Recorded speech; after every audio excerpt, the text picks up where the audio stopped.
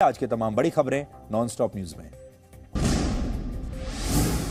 कश्मीर के कुलगाम में आज एक आतंकी ने बैंक में घुसकर बैंक मैनेजर की हत्या कर दी। सुबह 11:15 बजे बैंक मैनेजर विजय कुमार अपनी कुर्सी पर बैठे हुए थे, तभी मास्क पहने एक आतंकी बैंक में घुसा। दरवाजे के पास से ही उसने विजय कुमार पर 2 फायर किए और भाग गया। विजय कुमार की अस्पताल में मौत हो गई। इलाके को कॉर्डन किया गया है, तलाशी अभियान चल रहा है। राजस्थान के हनुमानगढ़ के रहने वाले विजय कुमार 2 वर्ष से कुलगाम में तैनात थे। 1.5 महीने पहले ही उनकी शादी हुई थी। उन्होंने अपनी पत्नी से कहा था कि वो शादी के बाद कश्मीर में ही रहना चाहते हैं, क्योंकि कश्मीर अब बदल गया है। 10 फरवरी को शादी हुई थी,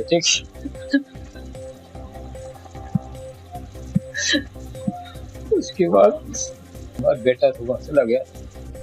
विजय की हत्या के बाद कश्मीर फ्रीडम फाइटर्स नाम के ग्रुप ने चिट्ठी भेजकर विजय की हत्या को जायज ठहराया और सरकार को चुनौती भी दी।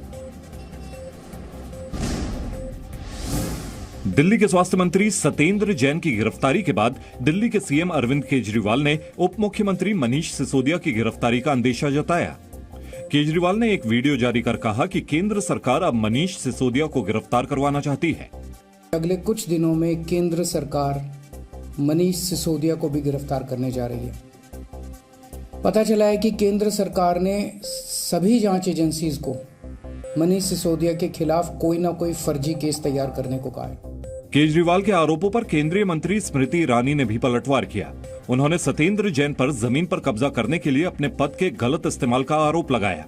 दिल्ली में 200 बीघा जमीन ली अनऑथराइज कॉलोनीज के आसपास, और सत्येंद्र जैन ने, केजरीवाल जी आपकी सरकार में अर्बन डेवलपमेंट मंत्री होने के नाते फिर उन्हीं अनऑथराइज कॉलोनीज को रेगुलराइज किया। बीजेपी ने अरविंद केजरीवाल पर जांच एजेंसियों और हाईकोर्ट का अपमान करने का भी आरोप लगाया। जम्मू कश्मीर में लगातार हो रही टारगेट किलिंग के बाद कश्मीरी पंडितों ने घाटी से पलायन का ऐलान किया है। कश्मीरी पंडितों ने शुक्रवार से पलायन करने की बात कही है। इस बीच कश्मीर के ताज़ा हालात पर सियासत भी तेज हो गई है। AIMIM प्रमुख असदुद्दीन ओवैसी ने पूरे मामले में केंद्र सरकार पर निशाना साधा है।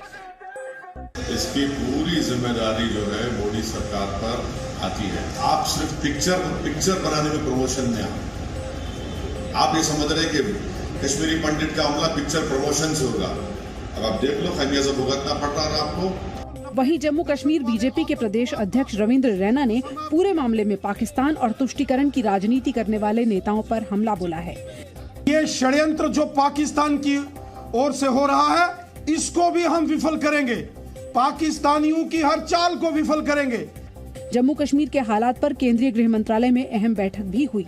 इसमें गृह मंत्री अमित शाह के साथ NSA अजीत डोवल, रॉ प्रमुख के अलावा ITBP, CISF और CRPF के DG भी शामिल हुए।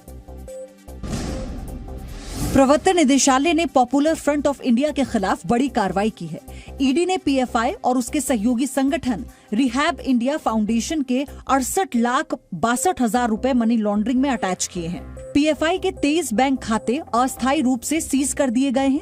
RIF के भी 10 बैंक खाते अस्थायी रूप से सीज किए गए हैं।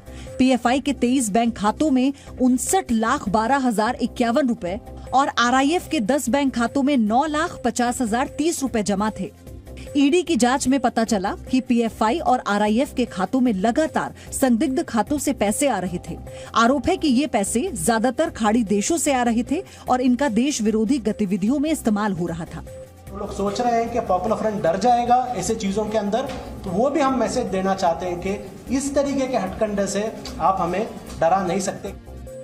गुजरात के पाटीदार नेता हार्दिक पटेल आज भारतीय जनता पार्टी में शामिल हो गए। पार्टी में शामिल होते ही उन्होंने कहा कि वो प्रधानमंत्री मोदी का सिपाही बनकर काम करेंगे। आज से यशस्वी प्रधानमंत्री नरेंद्र भाई मोदी जी के नेतृत्व में जो राष्ट्र सेवा का काम चल रहा है, उसमें छोटा सा सिपाही बनकर काम करने के लिए आज से एक नए अध्याय की शुरुआत कर रहा हूँ। हार्दिक पटेल के बीजेपी में शामिल होने पर गांधीनगर के पार्टी दफ्तर के बाहर उनके पोस्टर लगाए गए थे।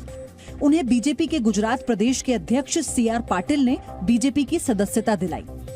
बीजेपी की सदस्यता लेने से पहले उन्होंने दुर्गा पूजा की, साथ ही स्वामी नारायण गुरु मंदिर में दर्शन किए। हार्दिक पटेल ने कुछ दिन पहले ही कांग्रेस आलाकमान से नाराजगी जताते हुए पार्टी से इस्तीफा दे दिया था।